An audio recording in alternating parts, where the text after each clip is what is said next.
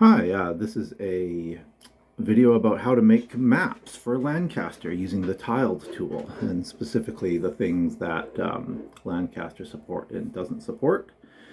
So we're going to talk about several key elements here, the basic map requirements, but also how to structure your layers, several things about properties, all sorts of details. So a lot in this video, but I think it'll be digestible. So here we go. So let's just talk about maps and tiled. So what is a map and tiled? Effectively, when we look at a map, so here we're looking at the under map from the demo game of LAN-Caster. This gets saved as a JSON file, and there's no particular magic to that.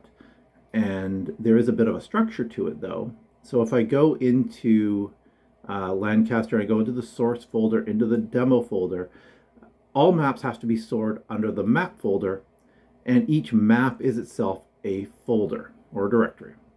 So if I go look at the under folder and I select under.json, I see a JSON file that is a map. Now, a lot of stuff in here.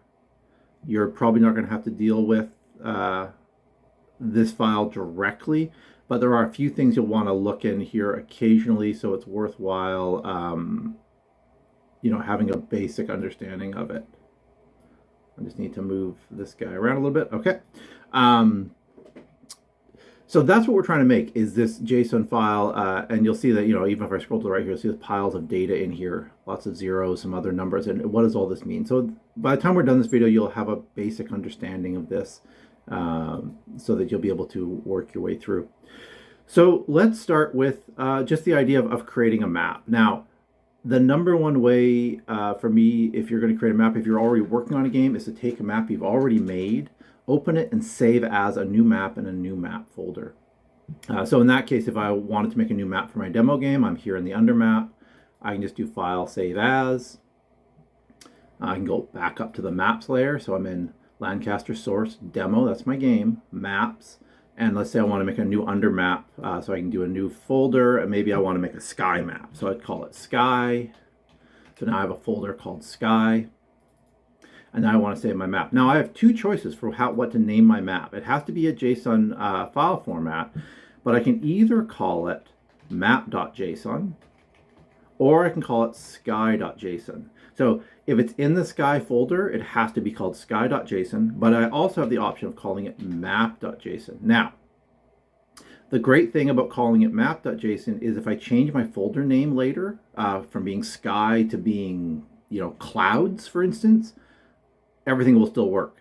But if I've called my file sky.json and it's in the Sky folder, and I change my folder name to be clouds, I also have to change the sky.json file to be clouds.json so they match.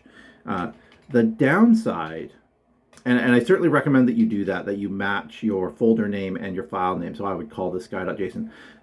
The downside to calling it map.json is that when I save it, it's just called map.json. And if I've got 4 or 5 different maps open, they all just say map.json.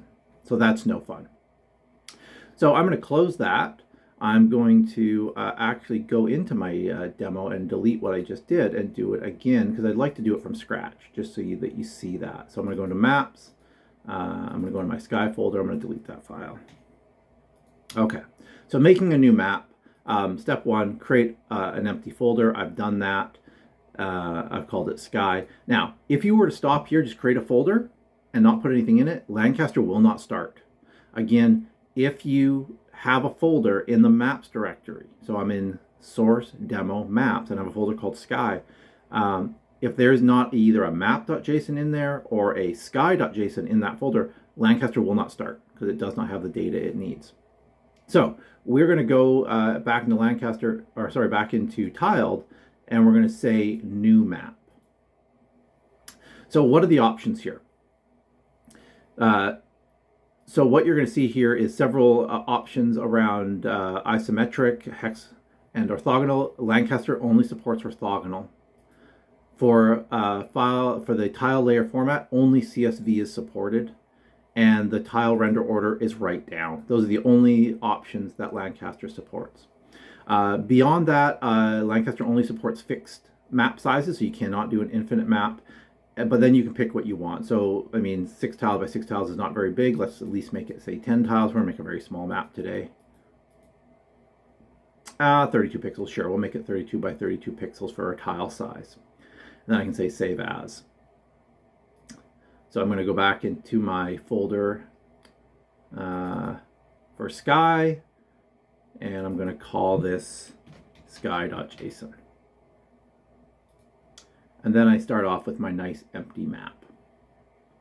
Now, if I go look at that in a text editor at this point, so sky.json, I see a very small file, and I see an array with a whole bunch of zeros. So what am I looking at?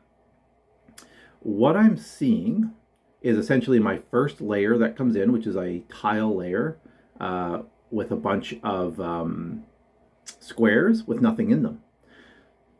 So what I want to fill this with is graphic tiles from Tilesets. So we already did a video about Tilesets, but that gives you your basic map requirement setup. Now, I will warn you, one thing will happen occasionally. This mistake might happen. If you go under map and you go to map properties, okay, I've already have it displayed here, but it's hard to find sometimes. So map properties, you will see the tile layer format. Here it's CSV. This can sometimes get changed to other formats. If you accidentally save it with a different format, LAN-Caster will not start. It will give an error on startup. So it will give a useful error message, but make sure that is set. Map properties, CSV. That's probably the only thing that will really catch you up. All right, so we've got our map here, but we don't have any tile sets. Now, I have a whole bunch of tile sets open here because I have some other maps open. But let's say that you don't. What you can do is under map, you can add an external tile set. And then you can go. Now, it's important that your tile set's in the right folder and set up before you do this. Otherwise, the reference to it will not work later. So you're going to go back to your game folder. So in my case, I'm in demo. Actually, I'm in the wrong folder here. Let me hold on here a second. Okay, so LAN-Caster source demo game, and I'm going to go to the Tilesets folder. So these should already be set up, saved, have their images all nicely done. So let's say that I wanted to add the water.json. So I'm going to say open that one. So what that will do is over this menu on the right, I'll now see water. And you can scroll left to right. This can actually become quite difficult to use, so it's better to use the pull down for all of your tile sets. For instance, if I go back and look at, I don't have it open, but if I open one of the full maps from the demo, you'll see there's quite a few tile sets. So you can do this for each of your tile sets that you want. Now, even if you're not going to use a tile set on your map, you have to consider what happens if a tile from another map comes to your map. Now, what am I talking about? What does that even mean? Let me run the demo and show you an example.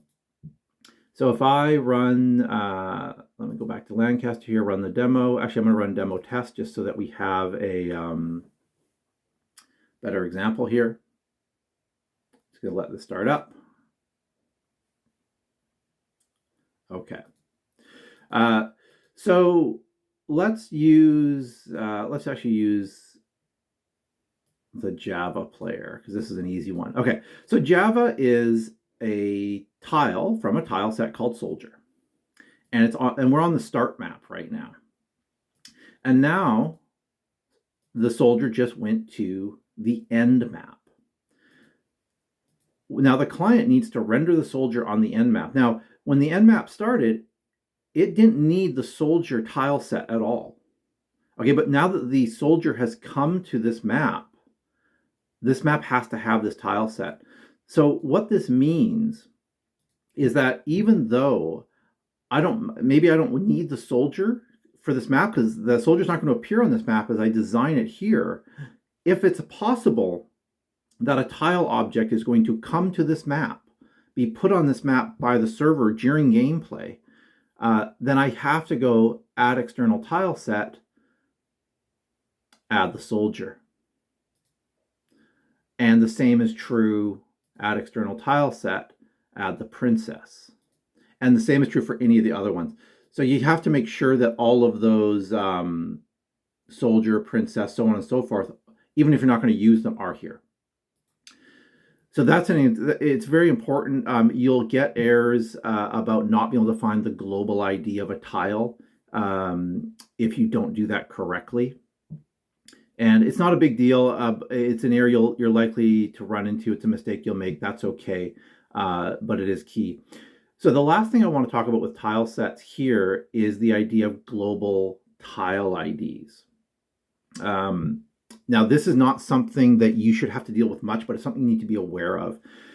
So in the video about Tilesets, I talked about tile IDs. So if I just go edit or go look at any tile set here, the top left tile has tile ID 0, the next one has tile ID 1, and so on and so forth.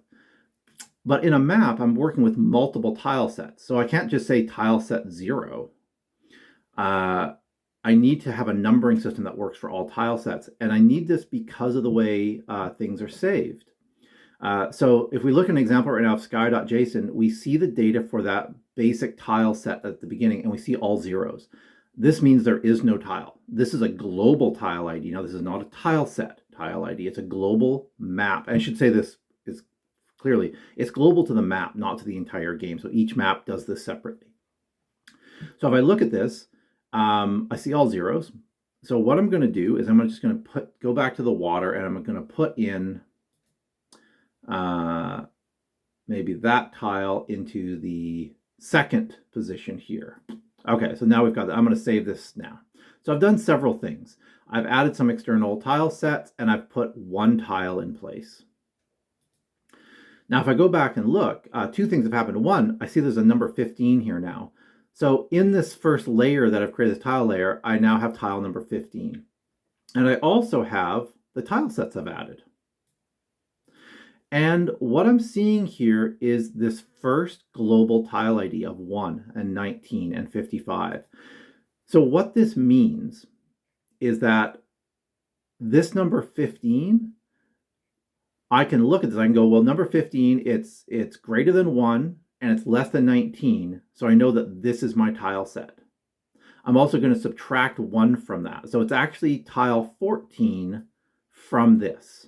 So if I go look at, and you don't have to fully understand this, so if I go look at this and I go look at that tile, that should be tile 14 ID. Yeah, so it's tile ID 14 in the tile set, but in the map, it is tile 15, and that's because tile 0 in the map is nothing, and tile 1 is the first tile here, which is tile 0 in there.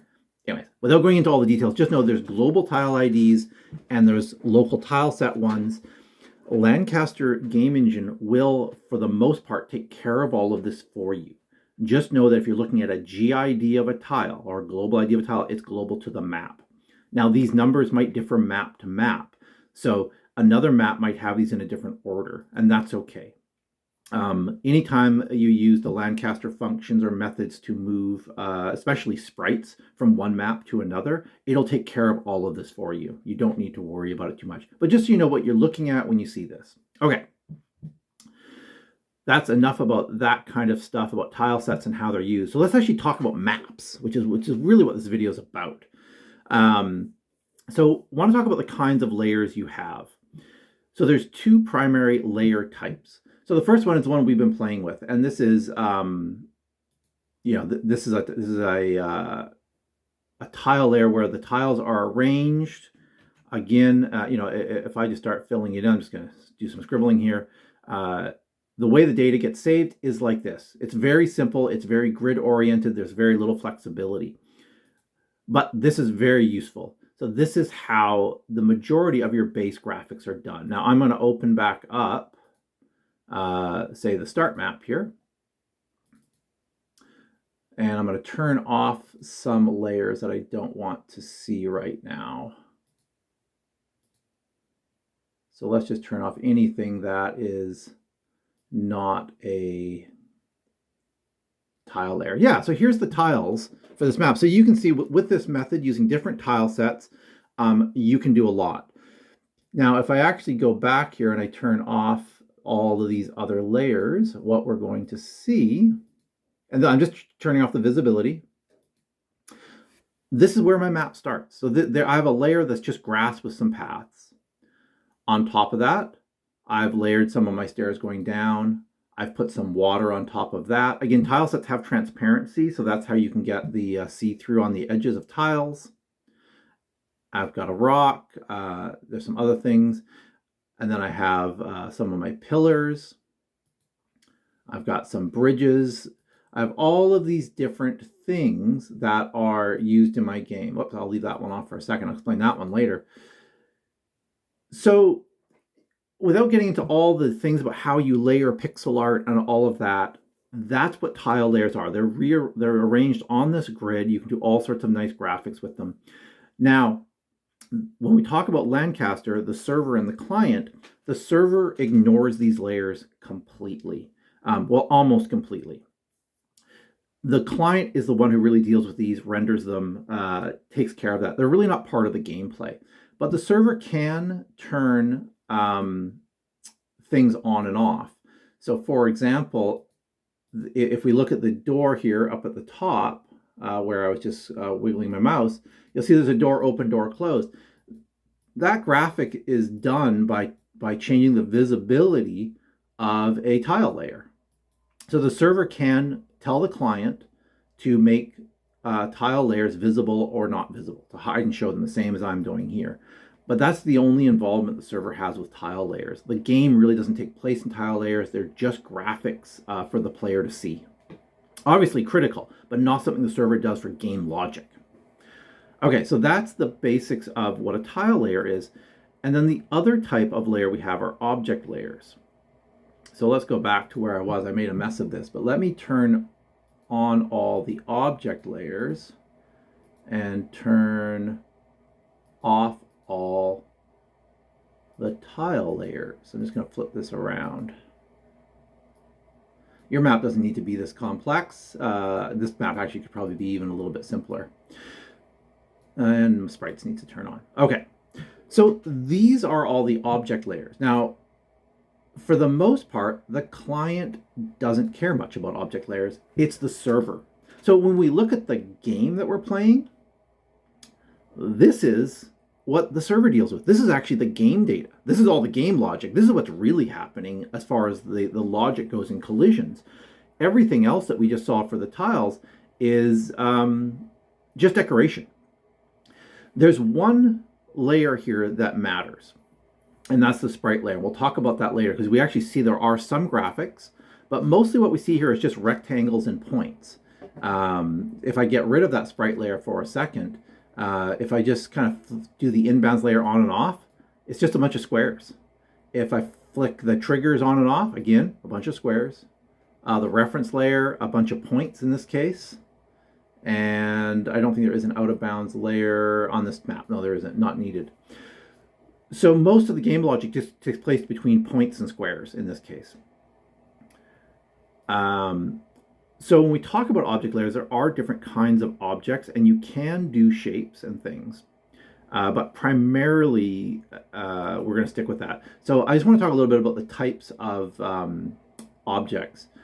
So to start with, to create a layer, we can create a tile layer just by adding tile layer, but I'm going to do a object layer. The other layer types are not supported in LAN-Caster. So image layer, group layer, ignore those. So I'm going to do new object layer. I'm just going to call it demo layer. Okay. And I'm actually going to turn everything else off here just so I can do this. So with an object layer, and this is the only thing I've displayed right now, maybe I'll display my grass just for fun, so I can see my grass below my object layer. What you get is a selection up at the top of different objects you can add. There's two primary types, or two or three primary ones you want. The first one is just a rectangle. Hey, you can add a rectangle. The next one's a point. And the final one is what's called a tile object. So with a tile object, you actually have to pick a tile. So let me find a tile here that's interesting. How about a lever? Okay. So those are the three types. If I turn my grass off again, I see I'm left with a layer with those three types. Now what you don't want to do now is, say, change the shape like this. That's not supported by LAN-Caster. It's also, from a graphics perspective, would look terrible. You really want your graphics to be the right size. A few other things you don't want to do with these, you don't want to rotate them. That's not supported by LAN-Caster. But those are the three types you want to work with a lot. There are other types like circles and polygons, and those actually can be rendered in the client, but for the most part, these are things you don't want to be rendered except for the tile objects. So that's all it is. So I'm going to save, actually maybe what I'll do, maybe I'll go back to Sky here and just do this. So let me, so we've saved this. We've looked at what the file looks like. So we see that the file for Sky, this is the map that we just made. It has its data for that tile layer that's in a well-defined grid. So what I'll do is I will just add a object layer here, call it demo again, and let's just add a, oh, I want to go to my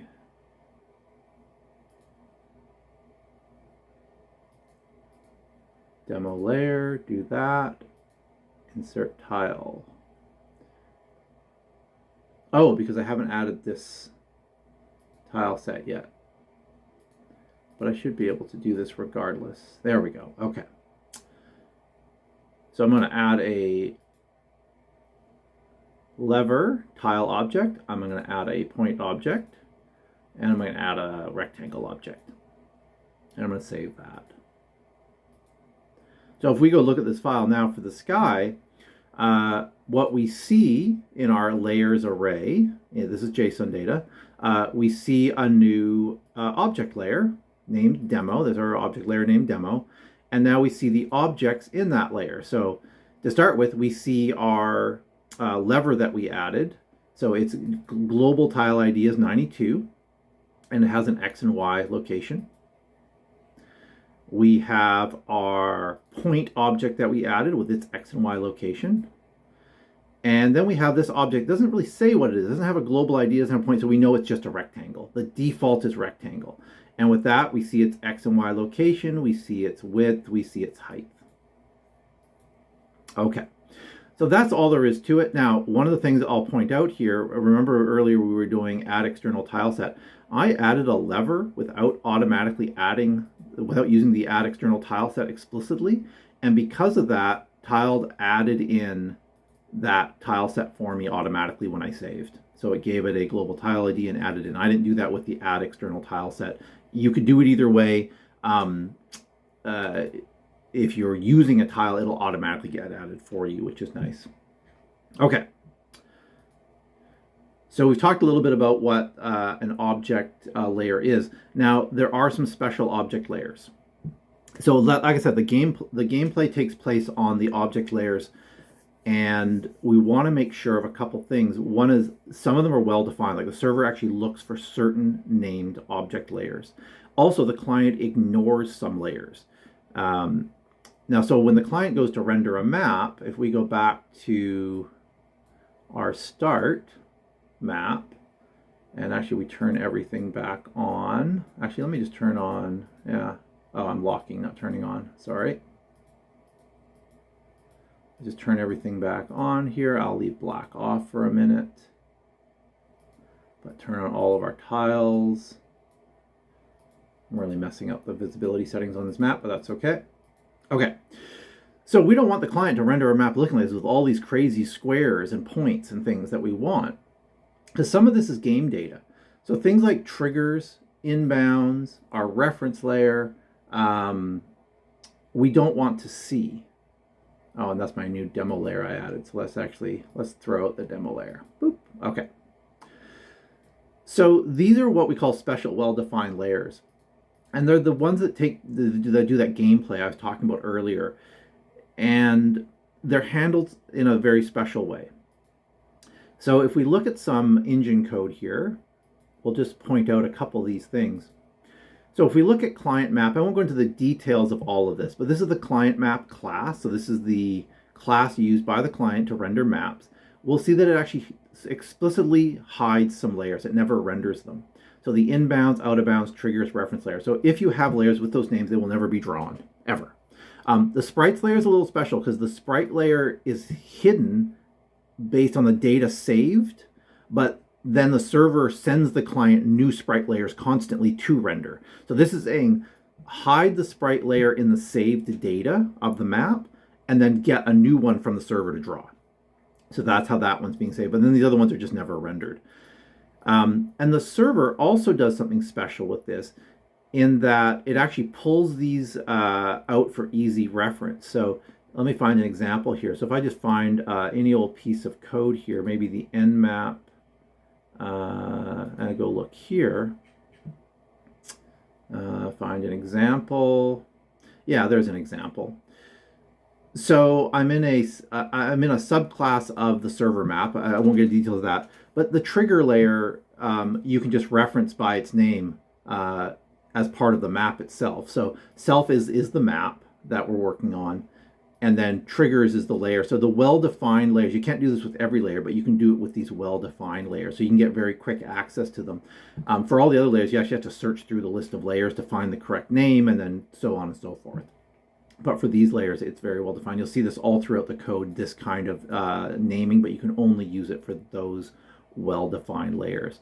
I'll get into the details of what these layers are in other videos when we talk about the mechanics that use them. But I just want to talk a little bit about the sprite layer, and maybe I'll talk a little bit about the reference layer as well.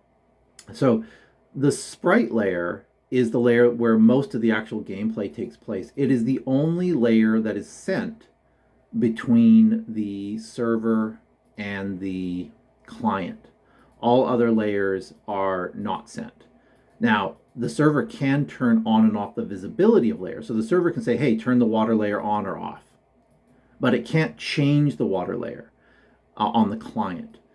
The server can change the triggers layer, for instance, because it's an object layer, but it can't send that change to the client. But the client never renders it, so it doesn't matter. But the sprite layer is special. So the sprite layer is sent from the server to the client and is rendered by the client. So that's an important layer. So usually this is mainly made up either of shapes that can be rendered. I'm not sure what the use of that would be. It depends on your game, but definitely tile objects are there. So that's what that sprite layer is for. Lots more about this in other videos. The other thing I want to talk about with the sprite layer is the idea of render order. So the server is going to render things in the order of everything below the sprite layer, then the sprite layer, then everything on top of the sprite layer. And it's just as you see it here. So if I look at this, and actually, you know what? A better example of this is the undermap, actually. Let me go to the undermap. So if I go to under.json, perfect. So here what we see is a walls top layer. And you see how this is, you'll see just a little jiggle. It shouldn't even be a jiggle, actually, but there's just a little bit of a jiggle of things as I turn that on and off. I'm going to turn off all the other layers here for a second.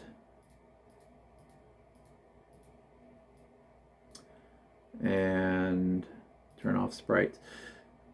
So this walls top is a layer that's just the top of the walls. And it's a bit of a pixel art thing. It's a bit of a skill and a bit of an artistic thing of how to do this properly, because you want to do your layers such that the player can walk under things. So let me fire up. Let me see. Maybe I have it running. Do I have it running? Test me. Yeah, I do. So, well, there's nothing on this map, but let me jump. Actually, let me come back to this map. So here's an example of I want the player to walk under this. So that's nice. So I have to be able to figure that out. And then the other way is if I jump around here, I want the player to be able to walk under this ledge. So the player's anchor point is his feet. So I want that player to be able to walk and look like they're actually going under something. And here they don't. So it gives that idea of a little bit of a 3D perception.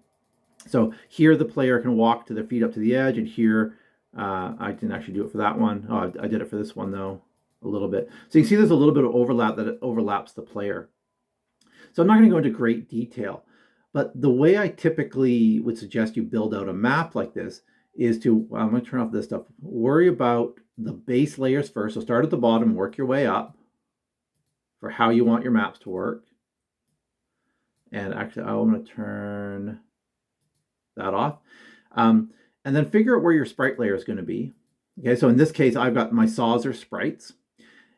And then you want to figure out where things are going to overlap. So if I take a sprite like a saw, so if I go to my sprite layer and I just grab a saw here, and I'm going, well, I don't want the saw, if the saw were to go there, I don't want it to look like it's on top of the cliff. I want it to look like this with a wall on top of it. So typically what I do then is I have a black layer to help me with this. So the black layer shows me exactly what I've got for a top layer, and that can help. I won't go into huge detail. Again, this is a bit of an artistic take on how you want to do this, but I'm just pointing out that that is one helpful thing, is to have that along with your sprite layer, have a black layer so you can black out everything under it quickly and see what's part of your top layer and what's not. Just makes it much more quick to test.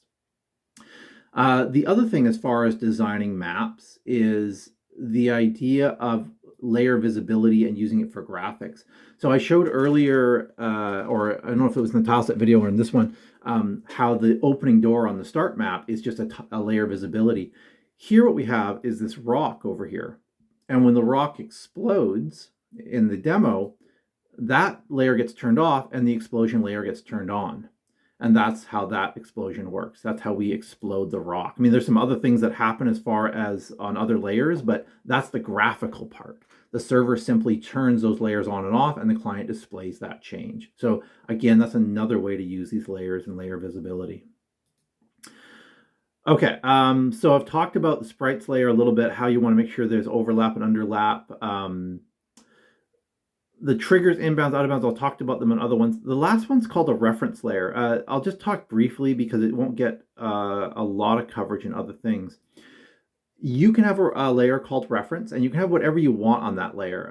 Here I have a bunch of points. Now these points happen to be when a player goes from one map to another, where they end up. And I'll talk about that specifically when I talk about the map door mechanic. The map door is a mechanic that lets a player move from one map to another, or actually any sprite from one map to another. But the reference layer, you can have anything on here you want, and you can use it for whatever you want. The things won't get rendered, so if you need to know where a box is or where an edge is or anything, you would, and it's not used for anything else, throw it on the reference layer. And what I'm encouraging you to do is to do that as opposed to hard coding any kind of coordinates in your code. So let's say you needed to know exactly where these green boxes were. You could hard code it in your code, but the better thing to do would be to add a box to the reference layer like that, and call it, give it a name, call it box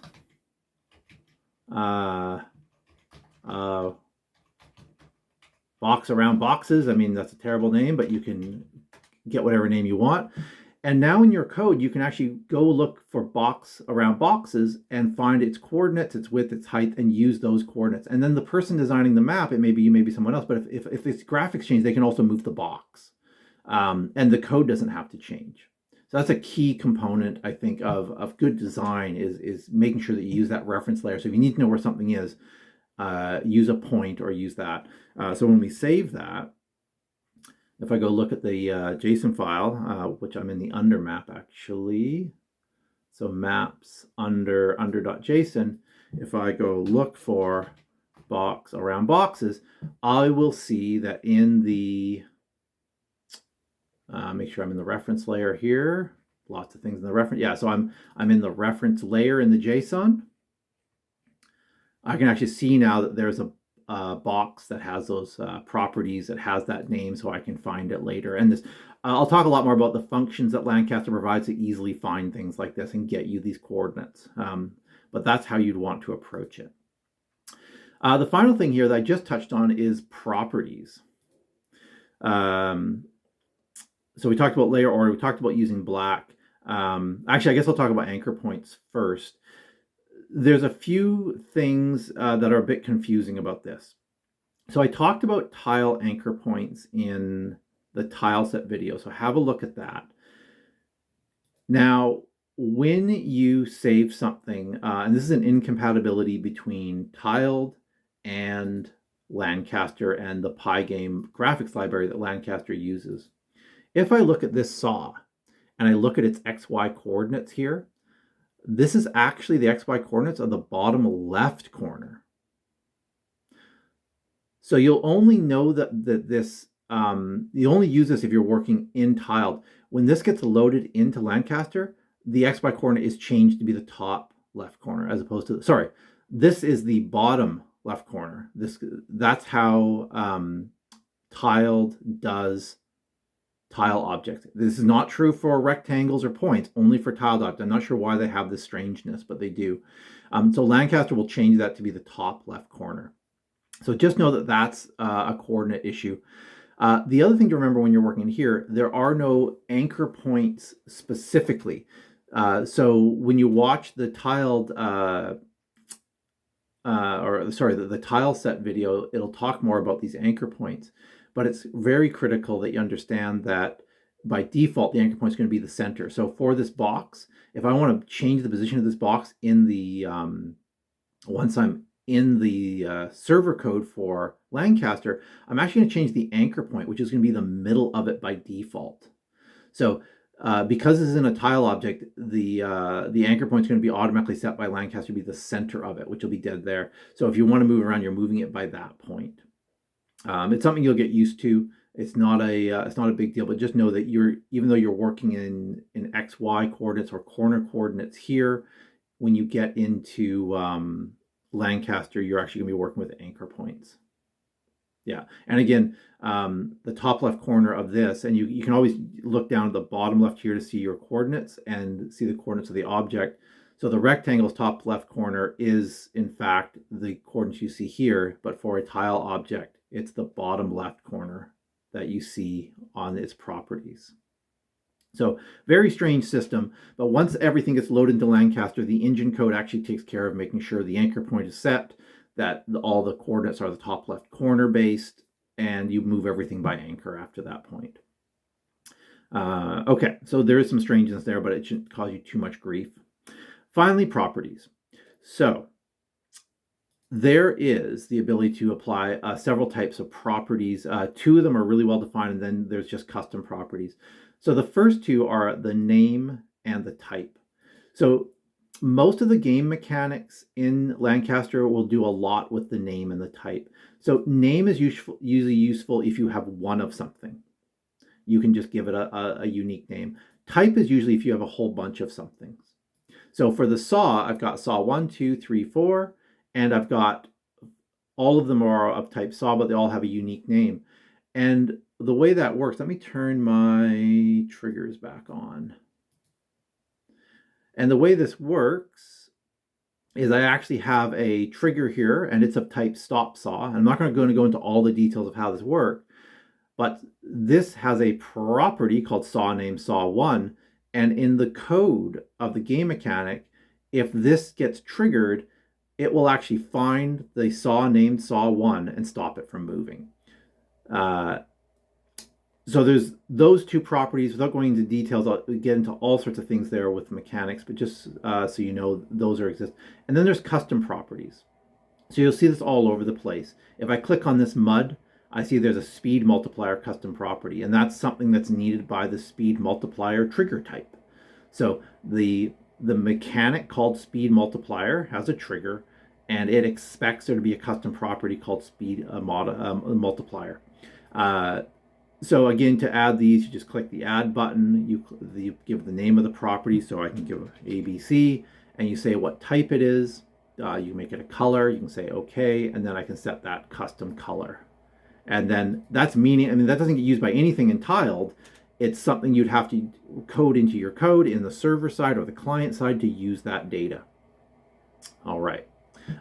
Again, mostly useful things like colors for the sprite layer, but then for triggers and all sorts of things, the other properties are useful. Depends on the game mechanic. All right, is there anything else to talk about? So we've talked about how to create a map, creating tile layers. We've talked about the object layers and how they get used. So the one thing I do want to just cover again, and maybe I'll just flip back to this. if we go back to what we were talking about, let me just get this out of the way. If we go back to what we're talking about quite a bit earlier, this was one of the earlier videos. We talked about the server over here on the left, and then all of the clients over here on the right. And we've been talking about the map data that gets loaded. So this data that gets loaded, they all load the same data, both tilesets and map. And the thing to remember is the only thing being sent to the server, or sorry, to the clients from the server, is it sends the sprite layer and it sends layer visibility. So I'm just going to write down visibility. Excuse the spelling, but it's going to. Those are the only two things it's really sending. It's sending back a little bit more information. So keep that in mind. The whole game, as far as things changing, the client can see, it has to be on the sprite layer, or it has to be just turning layers on and off. And there's a lot you can do with that. But that's the basics of it. So keep that in mind when designing maps. All right, so that is what I have to say about maps. I hope that helps. And yeah, feel free to ask questions on GitHub. I know there's a lot to do here. And feel free to look at the other videos that talk about the mechanics, which will reinforce some of these ideas.